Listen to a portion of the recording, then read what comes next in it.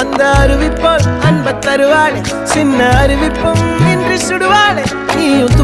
தும்மிடி ஆயுசு நூறாக என் உயிர் உன்னோட பத்திர சொத்தாக என் பார்வை உன்னோடு உன் பொம்மை கண்ணோடு பேசாமல் விண்ணோடு நாம் மிதந்து போவோம் காதாரா அடியானாலும் நான் தாங்க மாறோடு